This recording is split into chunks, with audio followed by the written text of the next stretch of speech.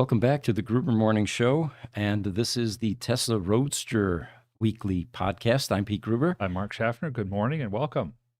and we have another AI-generated image behind us here, and what I asked for was a Tesla Roadster. I didn't specify color this time, and the reason I like this picture so much, even though it has some inaccuracies, if you look at the hood vanes, for example, there are a few more than there should be, is the color is just spectacular compared to everything we've seen in Tesla Roadster. It's the closest thing to the Lotus copper color that they had. There was only one car that was a U.S. issue, VIN 501, I believe, that had that color. And but in Europe there were a few, and but this definitely would be, in my mind, an inspiring color if anybody wanted to change the color of their Roadster or put a wrap. It just looks like a really cool, compelling color going down the road. And as this Chat GPT I'm sorry, not Chat GPT, this is Mid-Journey. Mid-Journey that's Mid-Journey. doing this. It's getting smarter because this is a better Roadster than I've seen almost any of its other renderings. Yeah. You know what? The charge port door, I think, is in the correct spot. I think it is. The mirrors look pretty good, and Yeah. the wheels look better than they normally do. It's other than the potential hood vane issue, that looks really, really accurate this time. So I guess we can train AI and teach it some things. So one of the first things I wanted to pop up, we've got an image, Jesse. It's the eBay electric blue Roadster that is listed right now. It's a 2008 Roadster, and it's in California. There we go. The buy it now price is $84,500. And for a functioning Roadster, of course, that would be a smoking deal, but it's not. It is a brick car. It needs a battery, and so typically what people do when they're selling brick Roadsters, they will deduct $30,000 from the current market price, which puts a brick Roadster into the $60,000, maybe $70,000 range. So this one at 84.5 on the surface seems high, but you know what? If you look at the mileage on this thing, and I just talked to the owner about 20 minutes ago or so, he confirms that it's got 1,488 miles on the odometer, original. Wow. And it's been confirmed by a technician in California recently when they fired it up, and confirmed that it's 1,488 miles. The other thing that makes this car unique is it's like a time capsule, according to the seller. It's incredibly clean, very low wear, of course, based on that mileage. And our take on it is at 84.5, it's a heck of a bargain, because if you put a $30,000 battery pack in this thing, now you've got a $200,000 car again. And the reason we say that is one of ours on the Roadster Matchmaking site just sold, and it was the 347-mile car in California also, Gaviota. A radiant red, very low mileage, and the final sell price on that car was $225,000. Now, of course, this is a functioning car. It's got the legacy battery pack, so this eBay car is definitely, in our opinion, undervalued. And Oh, definitely. At 225,000 for the 347-mile car, that was VIN 1417 that just recently sold. That seems to be kind of in the range of the marketplace that we've seen for a few months now. While Roadster prices are not at the stratospheric levels they got to at the end of 2021 and beginning of 2022, they're definitely coming back. And the right person is going to see this listing on eBay, is going to realize the really extreme bargain that they're getting. They'll probably pick that up. Right. You know, the bid history on the 347-mile car runs something like this. It started at 50,000, and of course that was the first bid. Then it went to 105,000. Then it went to 140,000, and it sat there for a while. And finally, a collector came along and decided, you know what, this is a car worth putting in my collection, even at $225,000. Yes. Um, in fact, what we did was we posted the final message from the seller and the buyer on Facebook, but let me read it to you because normally when the cars sell on our matchmaking site, we don't always post what they sold for. Oftentimes, the buyers want that to remain confidential. Hmm. And what you'll see on the matchmaking site when it goes into the sold column, which is down below, is the asking price. And that often is somewhat negotiated. So you can take 5% off of that, maybe even sometimes 10%. Sure. But in this case, both the seller and buyer wanted us to publicize this. And what they said was they have accepted 225. Okay, it's going in someone's collection. Um, they say that sometimes, okay, the final sales price remains confidential, buyer preferences.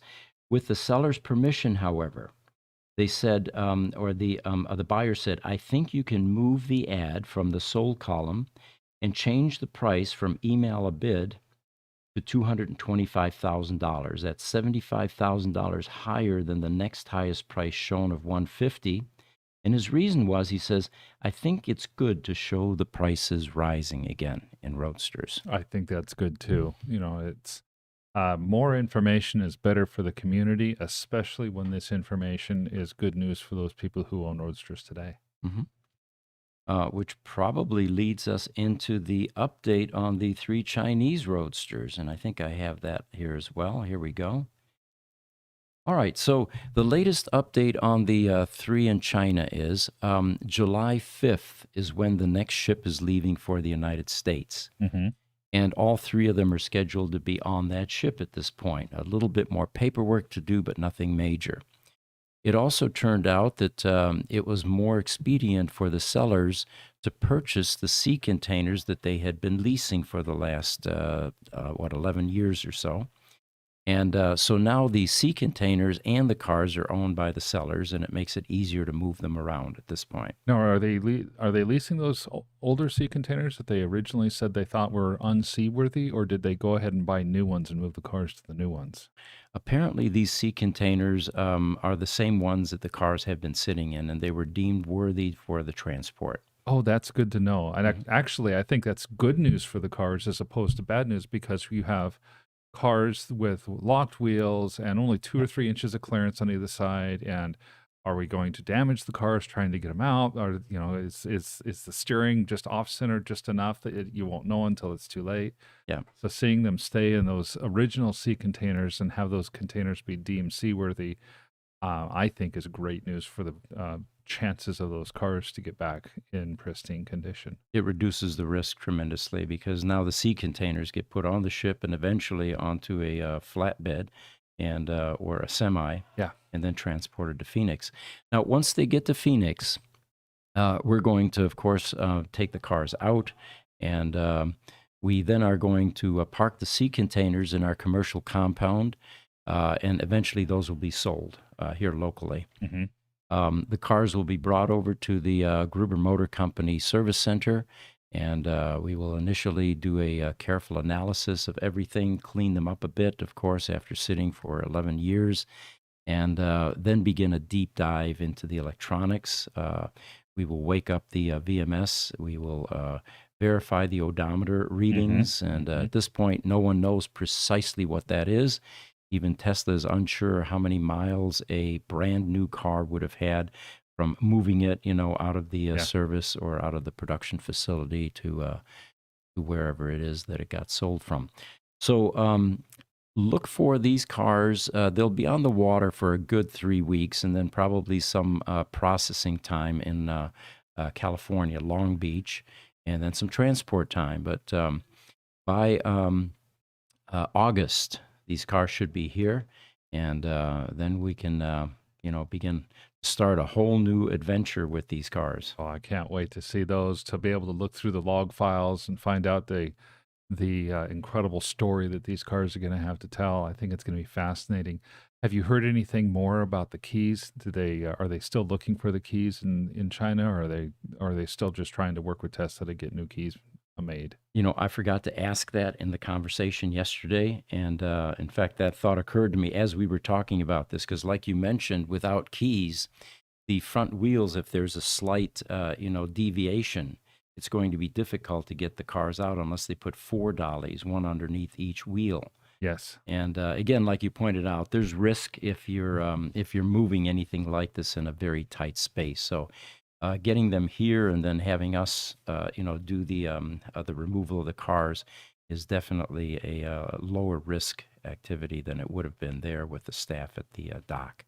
Exactly. We have the tools and the dollies to be able to do these, whether the cars have keys or not. So I'm pretty comfortable with the skills that our staff has. And Lord knows we have plenty of dollies. All the cars that come here that are bricked, eventually those dollies remain here. So, yeah, we'll be able to handle them. Looks like there's a question for you. Yes. Good morning, George. George from the Watch Rich Rebuilds channel is said, good morning, guys. Is Mark really here today in person, or is it an AI hologram of Mark? Well, George, you got to remember, this might be AI holograms of both Pete and myself. But no, I'm glad to be back. I was gone on business for the company for one of the other divisions this last week. He is back, yes. So getting back for a moment to this eBay Roadster that we had popped up here, there's some conflicting information on one of the Facebook sites about how long this has been bricked. One comment was it's been bricked since 2012. Another one is 1.5 to 2 years. The owner confirms it's been 1.5 to 2 years. In fact, prior to that, it was at the San Rafael Service Center for a half a year or more. Okay. And so at this point, his belief was that it takes 8 months or more to get a battery. That has not been our experience from Tesla. And for those of you that want some assistance with order processing, as we have said for a couple of years now, we help feed the order processing for Tesla Roadster battery packs by sharing our list with Tesla. And if you email us, ev@gruber.com, we'll send you instructions how you can get yourself front and center for that Tesla Roadster battery pack.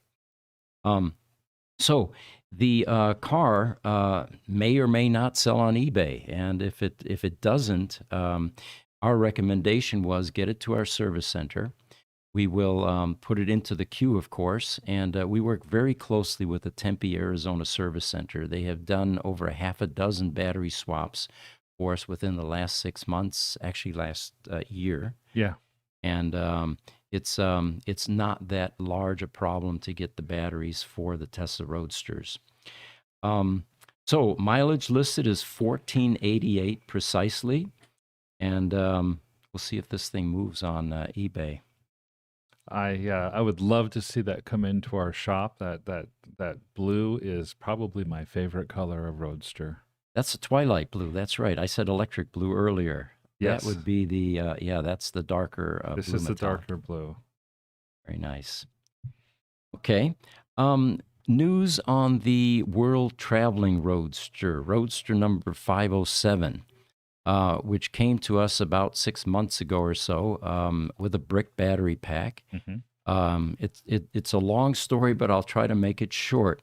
This is a car that went around the world in 2012. It was supposed to achieve a round the world in 80 days to match the movie that came out in the last century, but because of a number of logistics issues and political instabilities in countries that it was driving through, and of course delays and charge time, it took 127 days to get around the world, but it actually did so, and it set a number of world records. Rafael de Maistre is the owner and driver, and some of the world records that it set was winning the first EV race around the world in a standard all-electric vehicle. The second being the first man to drive alone around the world in an electric car. Now notice it said, man, we need a woman out there now to drive one of these around the world so we can get another world record. Yes. Making the fastest electric vehicle circumnavigation around the globe ever in 127 days. And the fourth one is making the longest drive in a standard electric car, continuous is what I'm assuming here, 28,282 kilometers. So this Tesla Roadster became pretty famous, and a museum in Munich asked if they could put this in their exhibit, just like Peterson does. Most of the things at Peterson are on loan. They're not there permanently unless they've purchased it. So the owner of VIN 507 agreed. Yeah, let's put it there for a year. I'll give it to you. And it turns out that unexpectedly, hundreds of thousands of visitors came to see this car. It was very popular. And remember, this was 2012, 2013 or so when electric vehicles were in the early stages of adoption. Sure, that means the Model S had just come out and there were no other electric vehicles at all at that Right. point. And Europe was probably deficient in, EVs because it took a while for them to warm up to the EV craze. Mm-hmm. So the museum said, this has been so popular. Could we have it a little while longer? So they agreed for another 6-month extension. Well, it turns out during that 6-month extension, the charging discipline or protocols were not followed properly, and the car got bricked. Now, in the Roadster world, of course, that means it went dead and it needed to be recovered. And the car did not get to a shop like ours that is able to do recovery, so it eventually got hard bricked. So then it sat. And last year, the owner contacted us and said, I'd like to send it to Gruber Motor Company for a full rebuild and for a battery replacement. So it got here at the end of last year, and we ended up coordinating with Tesla. And by the way, shout out to Tesla. They fast-tracked this battery pack through their system. And within a couple of months, we had a battery pack waiting for this car at the Tempe, Arizona Service Center. That's pretty incredible, considering even though they've got better turnarounds on their battery packs now than they used to have, it's still typically a pretty good wait to get one. Mm-hmm. And they fully realized that this was a historic car, that it was definitely furthering the cause of EV adoption and the transition to sustainable, transportation. So anyway, the car now has a new 3.0 battery pack. We went through the car, we rebuilt the electronics. We did what we do best, which is take care of all the deferred maintenance in the power electronics module. And furthermore, recognizing that this Roadster was not going to be parked every night in a garage somewhere out of the elements, the Tesla Roadsters are not quite weatherproof, waterproof especially. So we rebuilt some of the electronics and also waterproofed them so that this car could continue its journey. The other thing that we found, oddly enough, was it must have gone through some Four Seasons areas where there was a lot of salt. There was rust on the tie rods, some of the connecting rods underneath the car. So we resolved all of that as well. And okay. Actually, I've been test driving it most of the week, and it's rock solid now. So the owner of the car is flying in Saturday night this week. He's going to take the car Monday and continue on his journey. We've done some press releases. We don't know how much media is going to show up for this event, but we'll see how much interest there is in the social media level for this car now going on its second journey. I certainly hope there's a lot of interest on this. Raphael is hoping to use this car for his 2024 journey around the world. You can see more information about that journey on 80edays.com, so 80edays.com. And he's going to be part of a group of several teams of people that are either going to be driving all segments or even just some of the segments. They may even made recent map changes, route changes. They have the entire route mapped out that they want to use on Google Maps. They need, of course, to avoid some of the conflicts that are going on. They don't want to be trying to drive through a war zone. The first time around, it went through Ukraine. Yeah. Can't do that anymore. No, they can't do that. They actually had to make a more southerly route to, they're going around the south end of the Black Sea now instead of up through the north end and through that southern edge of Russia and Ukraine. Yeah. The route that we were given, by the way, the most recent one is that from now through November, the car will cross the United States and then eventually go across the ocean to Asia, to China, Kazakhstan, and to Romania, and retrace basically the route that it took in 2012, other than through the war zones at this point. Yes, and And I was fascinated. I love looking at maps. So I was looking at the map. They'll go in through Romania, then they'll drop down into Africa and Morocco, and eventually end back in Miami, where I think that's where they're starting the 2024 rally this time. Mm-hmm. And for those of you interested in more information, Raphael is actually going to be a podcast guest here tomorrow. And at 10 o'clock Pacific Standard Time, he'll be on a Zoom call, and he'll be able to tell us about all of his adventures, his motivations behind all of this, what the source of his passion for this is, and it should be an interesting podcast. I think Raphael is going to be a great ambassador for electric cars overall, and I really encourage you to be here to ask your questions. Yep. It looks like George with, we got to plug Rich's channel here. Yes. Watch Rich Rebuild's channel. By the way, he's going to be on our podcast. George talked to him recently, and Yes. he's trying to get the Robert Downey Jr. episode sewed up, and then he plans to be on our podcast. So Yeah, so we've got a couple weeks before we'll be able to get it on the schedule, but it's looking promising. yeah, it is. I'm looking forward to it. It'll be fun having Rich. I'll try to do my Joe Rogan thing with him, you know. So he asks, he says, can't you pull the wheel off a Roadster and mechanically release the parking brake like you can on Model S or X just to get it to roll? Actually, in a Tesla Roadster, there are a couple of ways. Well, let me back up. When the car bricks, goes dead, it's stuck in park. And park means that there's a parking pawl that has a lock on the transaxle. So the rear wheels are locked. And that makes it difficult if you're trying to get a Roadster into a shop like ours because it has to be transported. Right. Now they have to forklift it onto a transporter or winch it on a transporter. And transporters don't just haul one car. They have multiple cars that they have to juggle, take on and off. So it makes it difficult with a locked Roadster, and of course the price for transport goes way up when you have a locked wheel car. There are a couple of ways that you can unlock a Tesla Roadster. One of them is by waking up to 12 volts, and we have a CAN signal that we can send into the VMS that will unlock the parking pawl. Now that's not something that the owner can do out at location. Right. So that makes it difficult. If the car is still alive or has any life in it, then you can go into tow mode by going into the VDS screen. Even though it may not charge, for the last few days or week or so before it goes terminally dead, you can get into the VDS vehicle display screen, Right. and then initiate tow mode. And then the final way, which we've also done at times, if you pull one of the half shafts in the back of the car, that releases or frees up the rear wheels. So those are the three ways that you can free up a Tesla Roadster.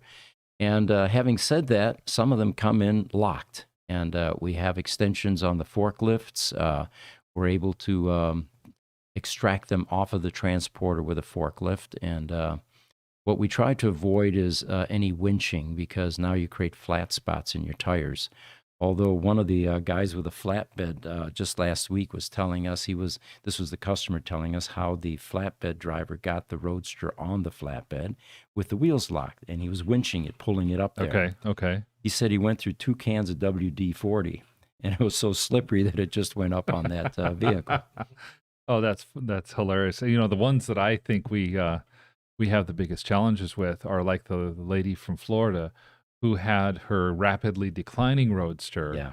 We were fortunate that the transport put it on the very back. Yeah. Because she drove it onto the transport. By the time it got here, the wheels were locked, and so we had to forklift it off. And this is one of those rare cases when you have a resistive cell that is so bad that you're losing 12 to 13 miles a day. And we might have made it, but the transporter got sick during that scheduled pickup, and we lost 1 day. Oh, and it was enough to brick the car by the time it got here. So yeah, they were able to drive it on a transporter. We knew when it got to us it was going to be locked, and we were able to extract it. Yeah.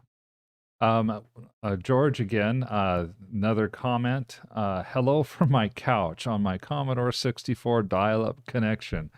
George, I figured you'd probably be on a Trash 80, the Radio Shack TRS 80 with its cassette player and its 300 baud modem. So good to have you here. And then Lightning Rod is joining us from YouTube. He says, hello from Thunder Bay, Canada. And Lightning Rod, I'm hoping that you don't have all the smoke in the sky now. I hope things are going well for you up there. Yeah. He says, LOL, rust is my primary revenue stream. Yeah. I used to live back east too. And, you literally would see cars driving down the road that were missing portions of their lower door panels because they had rusted away. Yeah. Um, Rust is just an insidious cancer on cars. mhm. And then George, yeah, I remember an acoustic coupler in 1976 in my house with a dumb terminal that I built. It was a Digital Equipment VT52. And I worked there, so we were able to buy scrap parts. And I remember I bought enough parts to put together a video terminal, a dumb terminal. Yeah, okay. But in order to communicate with anything, you had to have a modem. And back then, it was dial-up voice type modems. Oh, yes. So you took your handset off the phone after you called the number, put it into a couple of cups, and now you were styling. You had 300 baud of data transfer. Right. That's right. We got at my first job, we had a DEC Vax Mini, and it would connect up to the home office in Illinois. And we had a modem. It was about so tall and so deep and so wide. It was also a 300 baud, but with it, we could hook in to the accounting system up in Illinois, and I could assist the people in the accounting department. At that time, I was more IT and programming, but I assisted them with all their accounts receivable as well. 1200 baud modems came out at one point in time. Yes. And they were no longer acoustic coupler types. They connected directly to the phone lines. Now, 1200 baud, of course, is insanely slow. But of course, there were actually customers that we had back then that would buy a small home in a depressed area in Phoenix, not to rent it, but what they would do is outfit that into a timeshare location, not for vacation visitors. Yeah. But back then, people couldn't afford computers. So what you could do is rent time on someone else's computer, and you would access it through a 1200 baud modem through your phone lines and have dumb terminals back at your office, basically, that would then communicate with this computer. And these guys actually had businesses. I remember stacks of 1200 baud modems on shelves with the equivalent of a 16-bit computer, like a PDP-11. Yeah. Sometimes they had 1170s, which was a 32-bit machine. And it's just amazing how far we've come. It sure is, man. It sure is. All right, let's see what other news items we have here. I found something on a Facebook site from someone in Norway, Lasse Edvardsen. He was doing some research, and apparently he tracks the number of Tesla Roadsters that were registered in Norway. And this is always of interest to people because so few were built, 2,412 or something like that. And, where did they go? What parts of the world? That type of thing. He said that Norway received apparently 113 Tesla Roadsters. But oddly enough, still registered today are only 51. And someone speculated it's not that half of these cars were total crashed or, are out of commission at this point. Apparently, to avoid registration fees, which are pretty steep in that country, apparently, some people just don't register that Tesla Roadster. And it probably, since they're going collectible, if you don't have to register, it's going to increase in value. Oh, sure. Yeah, without that additional cost. So that's one of the explanations, at least someone offered on the site, that 51 of them are still registered today. Deregistered, of course, 45, wrecked 4 of them. And then he talks about how they were exported and imported. He says export to another country after registration in Norway was 13. The first car ever registered was April 29th of 2009, and the last one registered was May 28th of 2014. Now, that's interesting because in the U.S., Tesla stopped selling Roadsters by 2011, and I think there was some sort of a federal mandate that did not allow them to continue. Probably some sort of something ran out, some sort of a registration or some sort of red tape ran out. Yeah. I took some time. I love these kind of statistic sites, and so I actually took and looked up this teslastats.no Norwegian site, and he's actually running stats for all the Tesla models, the Model S, Model X, Model 3, Model Y, has a little bit of information on Roadsters. While I So I took some time to navigate it, kind of looking at the numbers. Had some trouble finding all the information on the Roadsters, but I was able to confirm the 113. The most interesting stat that he had that I thought was fascinating was 2022 registrations of Model Ys. Mm-hmm. This nugget was so interesting because in 2022, Norway registered more Model Y Teslas than they had registered of any car at any time ever. It broke a 53-year-old record. Mm-hmm. Back in 1969, Norwegians registered somewhere around 15,000 VW Beetles. No kidding. And it was about just under 16,000, roughly 890 more Model Ys registered in 2022 than there were VW Beetles in 69. So the Y is actually more popular than the VW, at least in Norway. Yeah, it's not only the most popular car in Norway, it's the most popular car that Norway has ever had registered over their history of having vehicles. Amazing, amazing. So someone else piped up regarding this, how many Roadsters were registered in the country. Jonas Markman piped up and said, well, Sweden has 15 registered Roadsters. And some of the details were 9 were sold new in Sweden, 9 were imported, 5 from Germany, 1 from the U.S., and 1 from Norway, 1 from Switzerland, and 1 unknown. 2 were exported, 1 to Denmark and 1 to Netherlands, and 1 was wrecked. So there you have it. Then there's another statistic that popped up that Denmark has 62 Tesla Roadsters, and they didn't break this one down, where they came from, how many are still left, or that type of thing. So it looks like Europe does have a fair share of Roadsters then. It certainly does. Back to the modem thing, George responded to us from YouTube, and he said, Mom would pick up the other phone line in the house and knock you off the line. Totally, yes. I totally remember that. For me, it was actually my wife more than my mom, though. It was young but married. And then Lightning Rod says, what? A shortage of red tape? Highly doubtful. Highly yes. doubtful. Well, yeah, all that regulatory red tape. It's always there. So a question from George. He says, if Roadsters in Norway were never registered, I didn't get from that comment, by the way, George, that these were cars that were never registered. They were deregistered to avoid additional charges. But anyway, let's go with the question. If the Roadsters in Norway were never registered there, does that make you the original owner if you buy one and register it for the first time?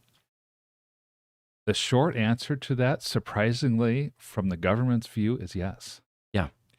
We've actually done an escrow service on a Roadster that had never been registered and has just a certificate of origin with it. And the question at hand in this case was that came to me was, what kind of sales tax are we going to have to pay on this? Because we paid, I think it was $130,000 or $140,000 for this Roadster. I said, well, since all it has is a certificate of origin, you don't have title paperwork to sign over, and the certificate of origin says the car sold for $60,000.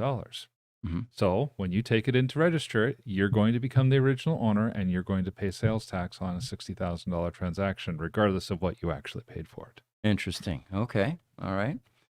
These Chinese Roadsters are going to fit in that same category. Yes. They never went into ownership. Yes. So if they ever get registered and put on the road, here's hoping that they don't. Mm-hmm.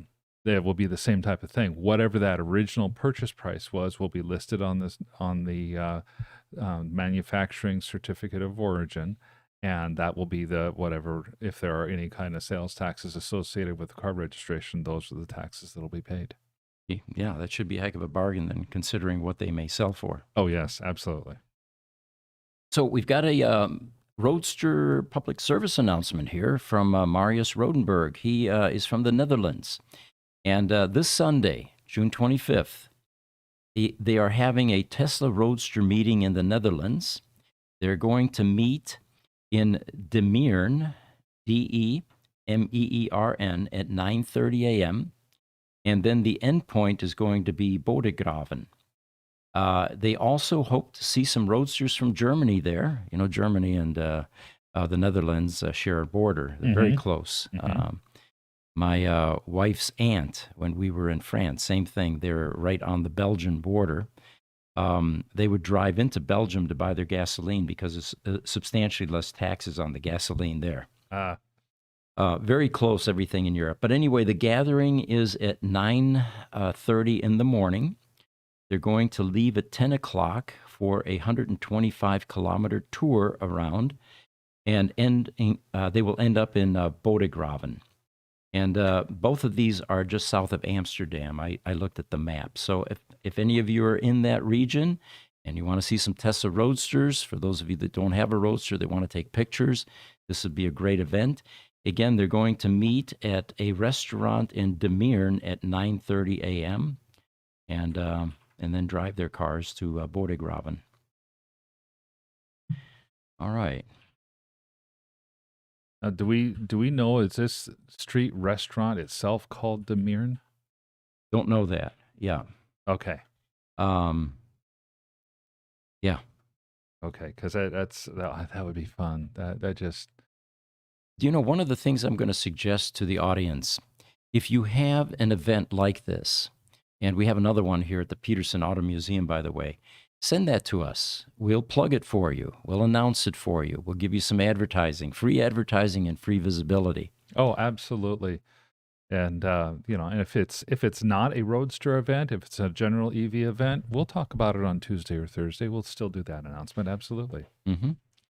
Instagram, Fabio Tesla says hello. Well, welcome. Appreciate you joining us. Welcome. Glad to have you. We have some feedback from the last Tesla Roadster podcast we did, and it's on the YouTube video as a comment, but I like this one. He says, this channel is the encyclopedia of the Roadster.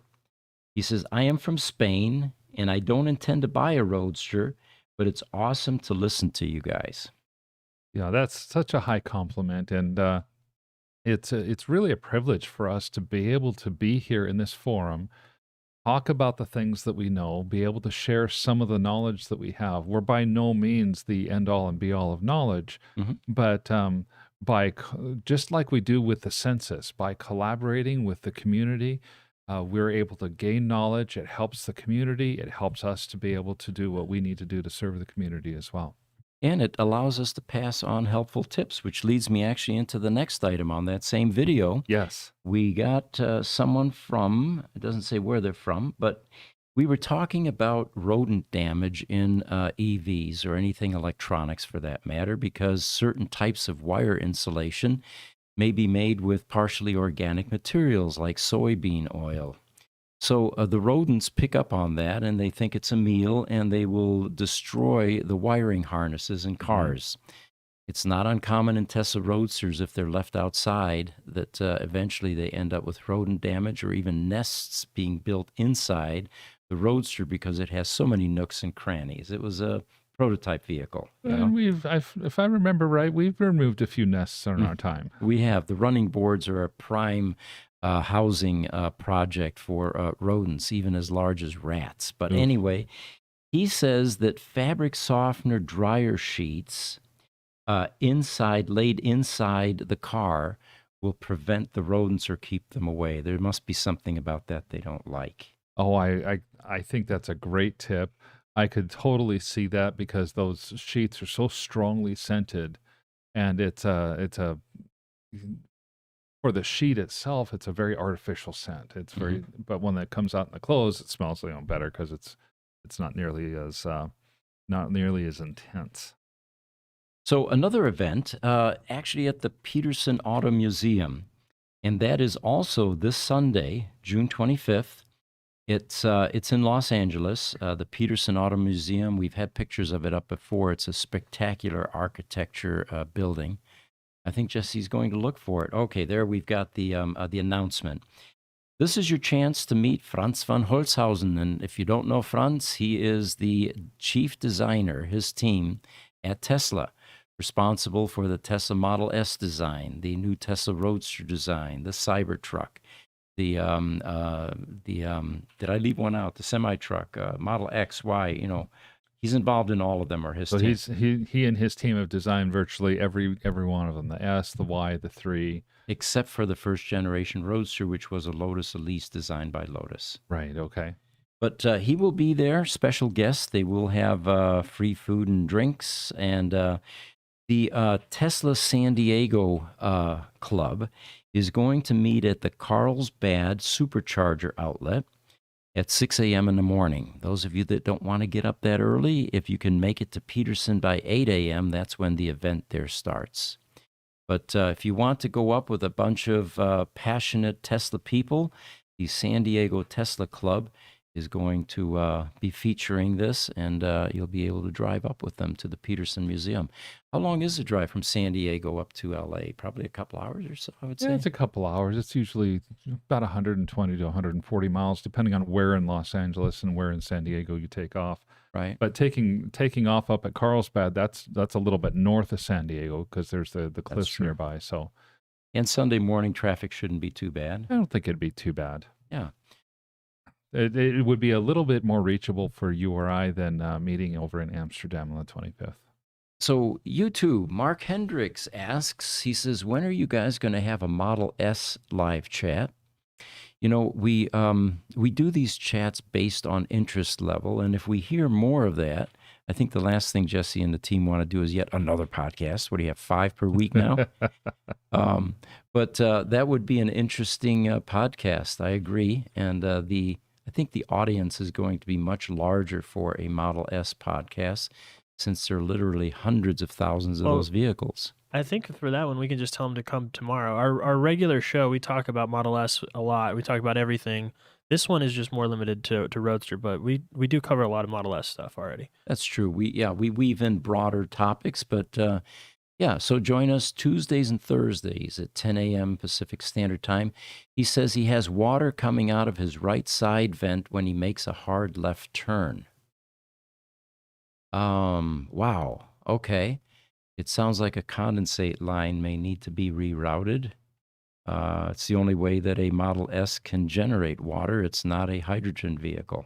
Right, and that's one of the things I'm thinking too. And out of that right vent, that right vent is, well, you've got the upper one, obviously, on the dash, and then there's something lower down by the feet. So it depends on which one it is. If it's that lower one, that would sound an awful lot like a condensate line issue. Yeah, a plug condensate line perhaps, or a one that's not routed properly. Yes, and we've seen condensate lines that we consider them not routed properly, although that from the factory they routed such that they would drain onto the battery itself. Mm-hmm. And when we do our battery pulls on the Model S, we'll tend to reroute those condensate lines so that they actually drop condensate out of the car without threatening the battery. Yeah. Another thing we might ask there, Mark, Mr. Mark Hendricks, how hard of a left turn are we talking about? Is the saliva coming out the side of your Yes. Interesting. So George is asking, there is a product out there, and we're talking again about the rodent damage. Apparently, there's a product out there called Mouse Out. Great name for that type of product. It's an oily undercoating that also prevents rust. Mice don't like the way it smells or tastes. Okay. Thank you for the tip, George. It's those kinds of tips that I really enjoy as we go through these podcasts, both the Roadster one here on Wednesday and the more general ones on Tuesdays and Thursdays.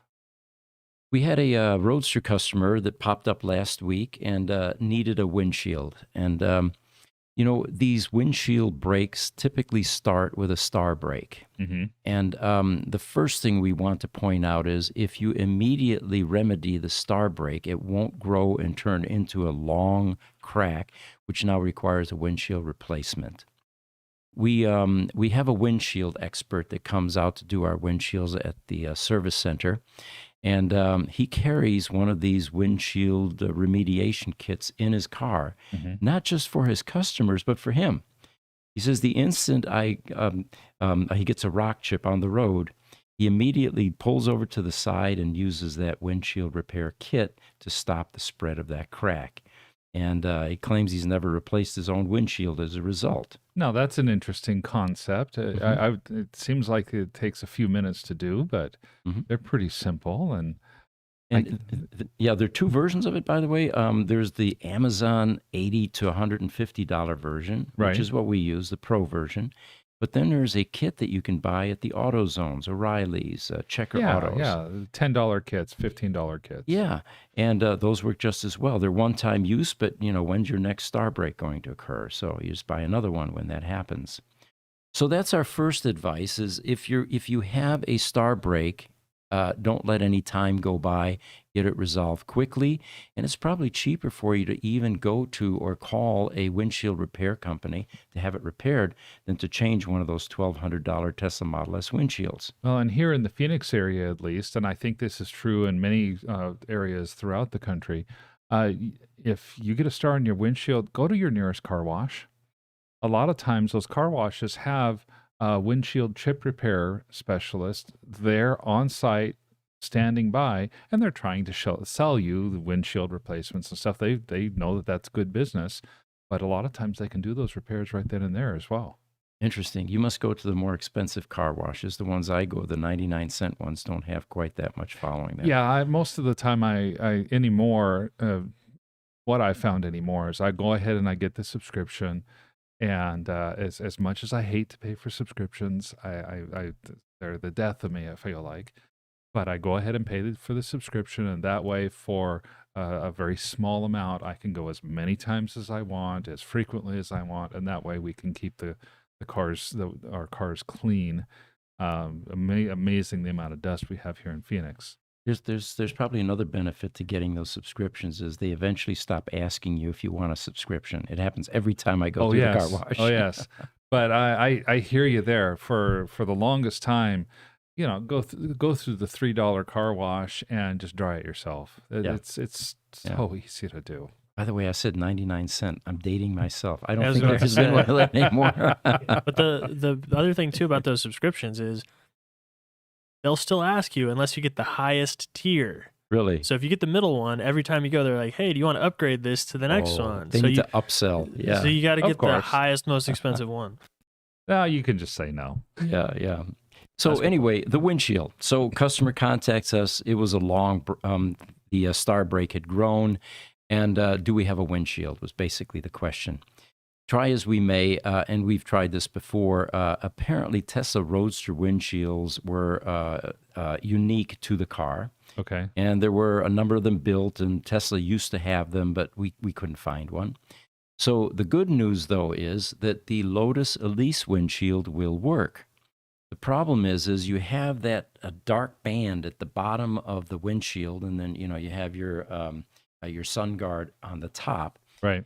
That bottom dark band is a little bit too tall for where the VIN plate is on the Tesla Roadster, so it covers up part of it.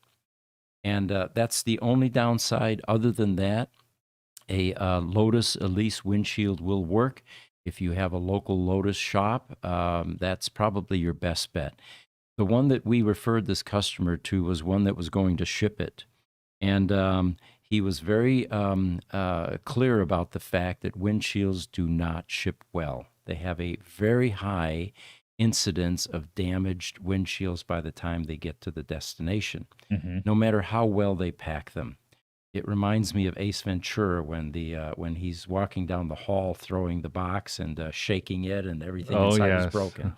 That's what I envision that some of these delivery services do to this stuff. But anyway, that's one risk that you'll find if you're trying to ship the windshield is they don't travel well, they don't ship well.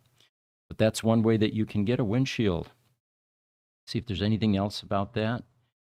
Yeah, so that's basically it with the windshield story. That's I know that there are not going to be a lot of Lotus dealerships sitting around the corner, but just the fact that you have any kind of solution in this case for a Roadster is actually kind of remarkable because we've talked about this before. The Roadster does not meet the minimum federal requirements here in the United States for the requirement for Tesla to provide parts. And there have been all kinds of ramifications as a result of that, and the windshields are yet another one. With only 2,400 cars built, it's not like vendors, aftermarket vendors, are knocking themselves out to make replacement parts for the Roadster. Exactly. There's just no ROI for them. Too small a market, yeah. So there's a Tesla Roadster currently up in Toronto, and it is bricked. And again, the good news is that Tesla Toronto does have a recovery charger, and they're going to do a recovery on this Roadster, which is what we do. So you don't have to ship your car in all instances. And in conversations with Tesla, it looks like they're going to reactivate this Tesla Roadster battery recovery program at key or certain service centers. That's great news as well, because, it's ultimately we want to try to serve the community and help them out. And, I feel like, it's my opinion totally, but I feel like we've helped the Tesla Tempe Service Center become much more capable in its ability to do Roadster service, simply because we do so much business with them. Mm-hmm. Things like the battery replacements and stuff like that. Seeing that there is a service center, especially all the way across North America up in Toronto, that's going to be able to do these level 1 recoveries is great news. And trying to get these cars across the border is just a red tape nightmare. So that helps. The other thing that you mentioned about Tesla is, they're far more prone for partnerships like this, collaboration, sharing information. When at the end of the day, it's about good customer service. What does it matter where the information comes from or who does it? The car gets back on the road, the customer can enjoy it again. Well, we've really seen that relationship evolve over the years that we've worked with them. From who are you, go away, to really collaborating and working with us a lot. Right, and recognizing that each of us have gifts and talents, and if we collaborate, there's synergy that comes out of that. Yeah, A better level of service for the customers. So we've got a picture I want to pop up, Jesse. It's the alloy Gator. There are two of them. Let's do the red one first, the red Ferrari.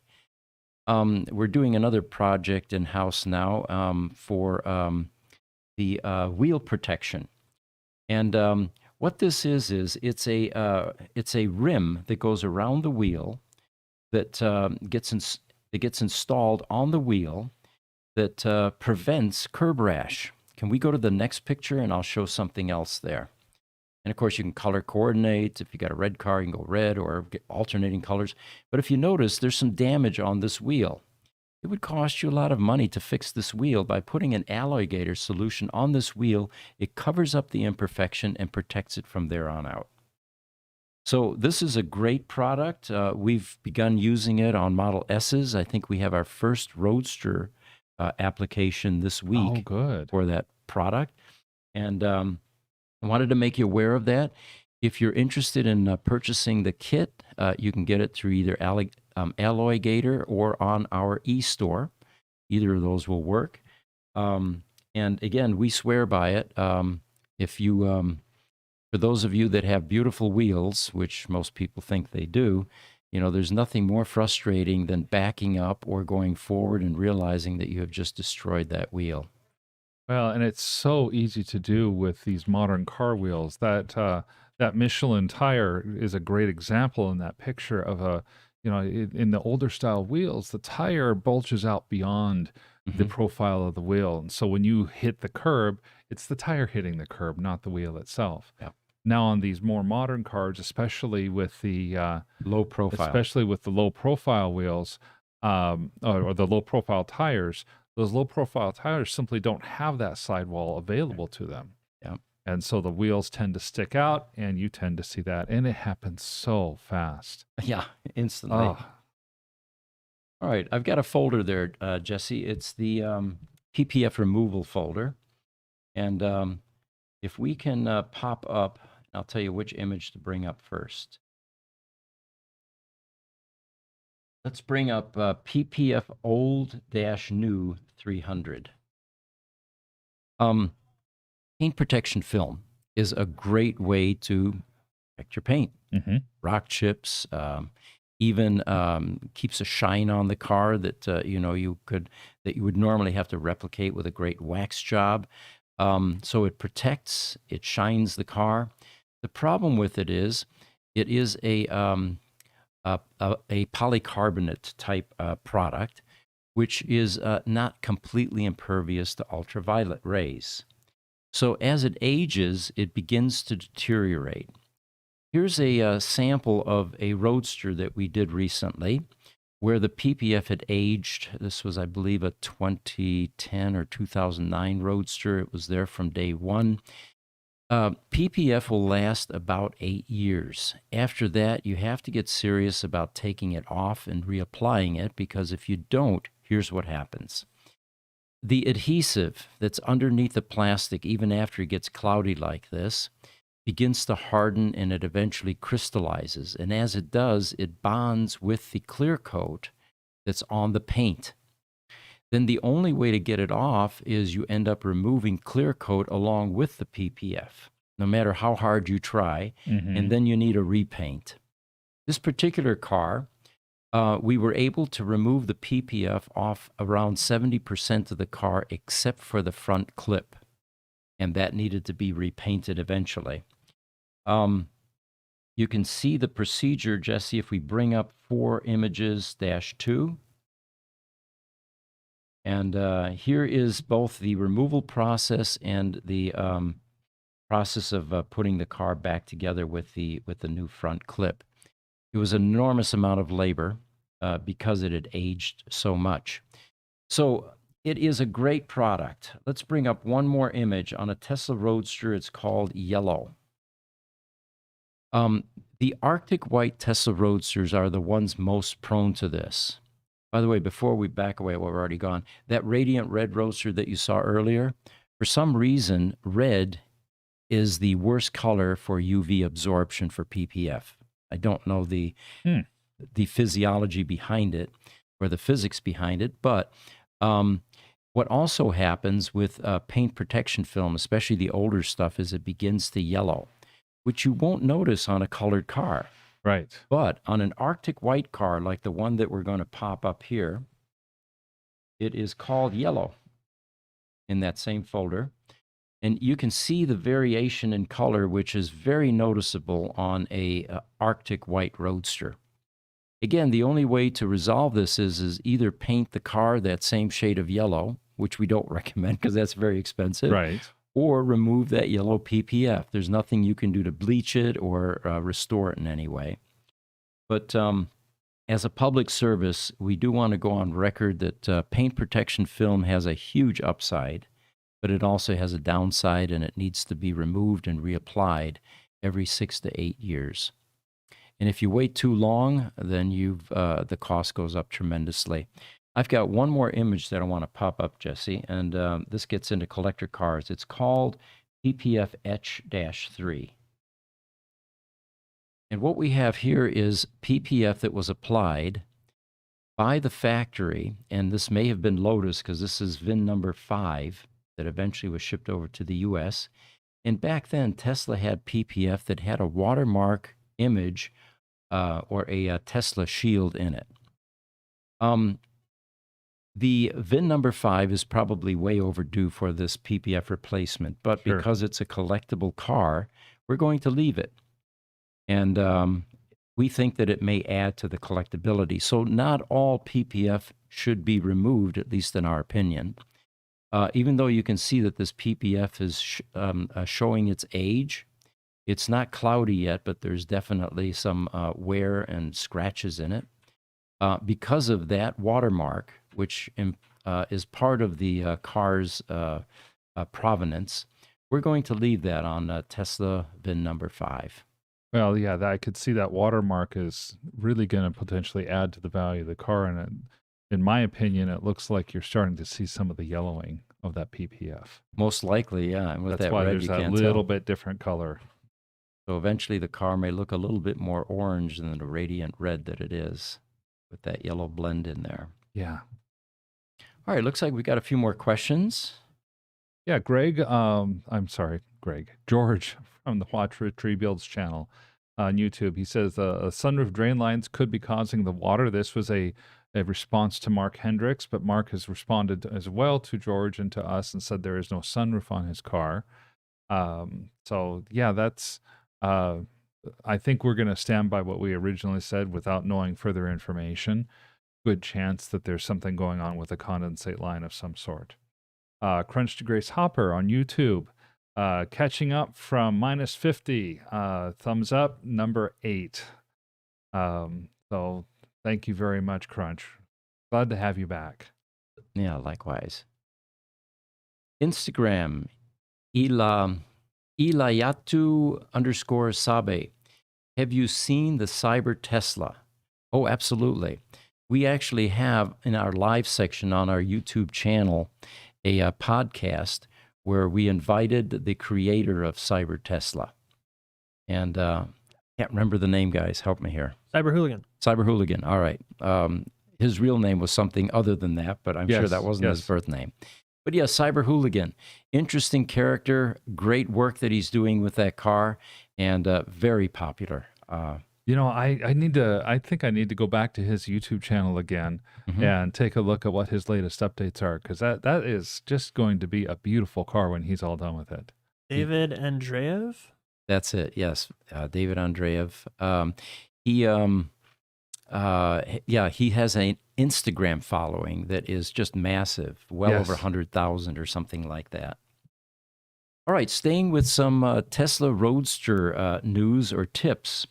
We have a section on our website that's called newsletters. And one of them, each newsletter, by the way, has a tip at the end of it, aside from the content in the newsletter, which is always informative. But we collected all of the tips on the numerous newsletters we have. It's the one in the upper left-hand corner. And I'm going to read you a couple of these that we had put out over the years to help the Tesla Roadster owners. Okay.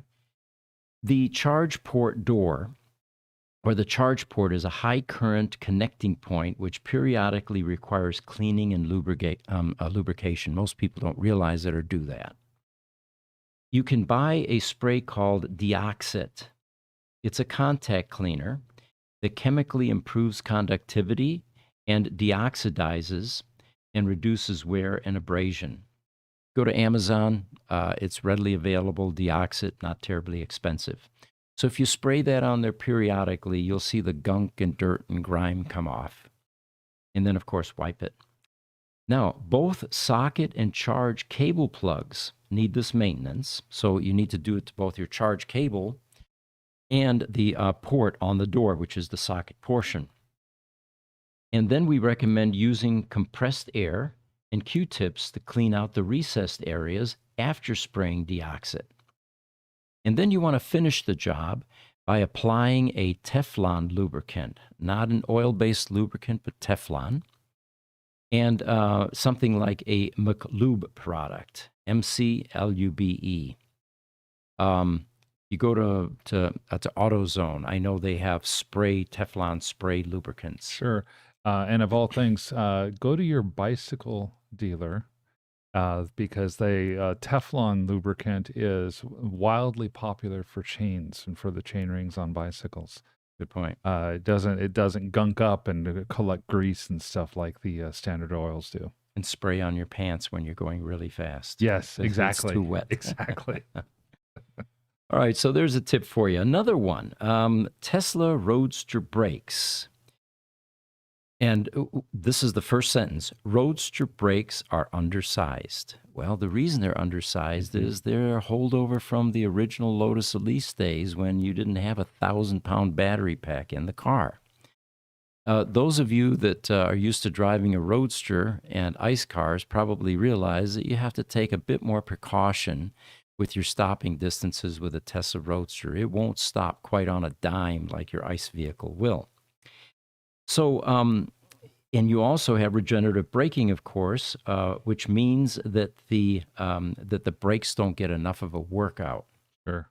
So, our tip is every once in a while, go out on a deserted paved road and do several hard stops. You want to do emergency level stops, hard enough to trigger the ABS, and do this until your rotor surfaces gleam like mirrors, and then do it periodically to maintain them. The results will be night and day in terms of braking performance. So not only do you break off the glaze that's on your rotors, but you're actually going to improve your stopping distance, and all of which may prevent you from having a collision at some point in time. Well, sure. If I remember correctly, the Lotus Elise comes in somewhere between 2,000 and 2,300 pounds. Tesla Roadster comes in somewhere just north of 3,000 pounds once you include the battery pack. So you just do the numbers. That's about a 40% weight increase, and there was no change in the brakes themselves.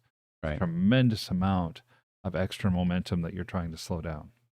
And those of you that have a little bit of time to spare, that website area where those the newsletters are great reading. They're highly informative. And these were usually born out of frequently asked questions. And once we collected enough of them, we decided maybe this is something we need to publish. Yeah, we experienced one thing just this week. I remember on a European Tesla Roadster, on Raphael's Roadster, he was having problems charging at 120 volts. And I'm hoping that will eventually make its way into the tip section, although it's not necessarily a consumer tip. You can change your European-style Roadsters through the software so that they can charge at 120 volts. So they recognize a pilot signal, which is absent in some countries, right? Yeah, both the pilot signal and Europe, because it's on more of a 220 to 250 volt standard, simply wasn't recognizing the voltage level 120 volts as a valid voltage level. So the fact is, we can bring the Roadsters in. It's a simple software change, basically a flag inside the software that your little checkbox that you're unchecking that takes off the limit for the 220 volt charging and allows the PEM then to charge at 110 volts as well. Our most popular newsletter that we have out on that website section is one that is called What to Do When Your Roadster Gets Bricked. This is one that we send out a number of times every week, and we send it to not only owners, but oftentimes Tesla service centers as well. It gives a nice step-by-step instruction what to do to make sure that that car is going to be recoverable. And it doesn't just simply go into hard brick status, which then the only solution is a $30,000 battery pack replacement. Right. But it provides pictures. It shows how to remove the service plug, what screens you need to go through to get that car in tow mode, which is going to reduce the transport costs. So a lot of good information there. There's another newsletter, too, that for a Roadster that's been bricked, that is not in tow mode, there's a way that you can actually wake up the 12 volts to get it in tow mode. And so we have that newsletter as well, how to wake up a Tesla Roadster. And those are probably the most popular ones that we're constantly referencing. Well, I think without too many other questions here, it's getting just about time to wrap up. I know we're just a little bit over an hour today. Okay. So tomorrow, those of you that are interested in that world-traveling VIN 507 Roadster, Rafael de Maestri, the owner of that vehicle, will be available for questions and answers, and it should be a very informative podcast. The other podcasts that we do are Friday mornings, Gruber Power Services, which is one of the sister divisions here, where we service critical power equipment in data centers all across the United States. And if you have a UPS or you work in an IT operation, that would be an interesting podcast for you to join. And then Sunday, Jesse and I have taken on a volunteer project to do an AI podcast. And this Sunday, we're going to broach some subjects that we haven't touched on yet, such as why is Sam Altman and Elon Musk so worried about AI and its dangers? And all this talk about guardrails, what are the guardrails? What will they do? How do they work? What are we trying to prevent? And does AI already know what those guardrails are and already know a way to get around them? Yeah, good point. By the way, let's just insert one quick thing about our AI experience.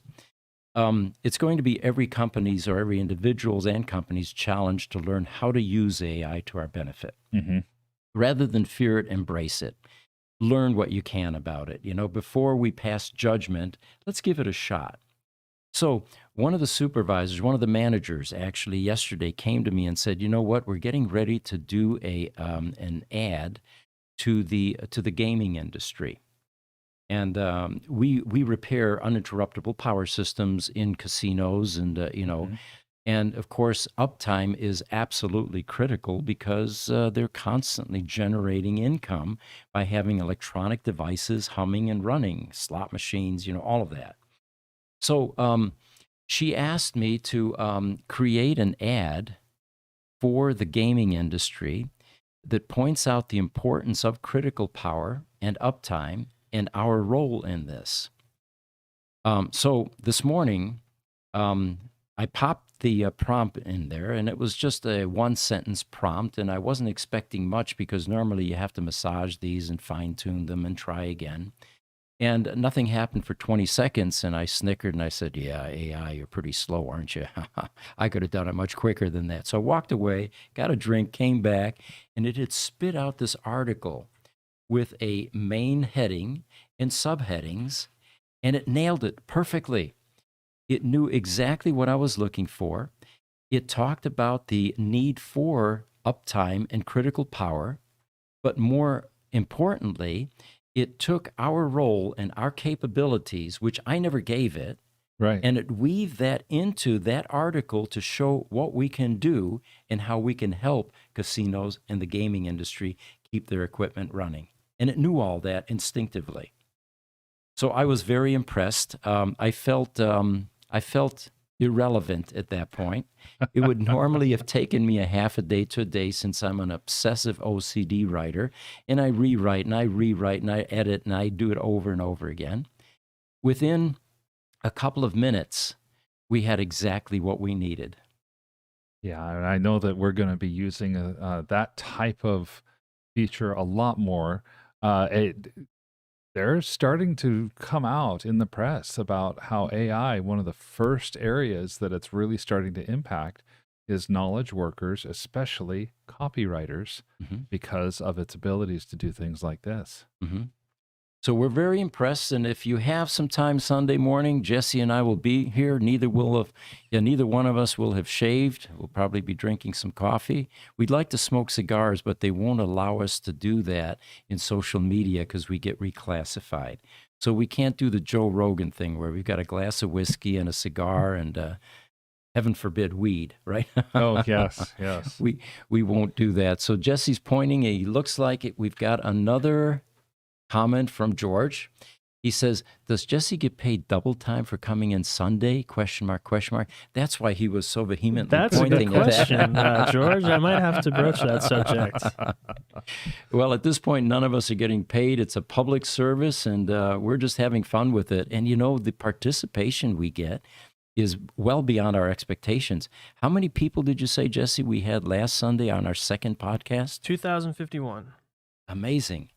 And I think we'll be hard-pressed to get that many in this podcast. Now, that's across all platforms, of course. But yeah. We go live on the same 7 or 8 platforms. And right. I think there's just a lot more people sitting around on Sunday not doing much. That could be. Very possible. Very possible. So, again, thank you for joining us. We're having fun. Hope you're having fun. And so we'll see you next week or during one of these future podcasts coming up here. By all means, have a great day and take care.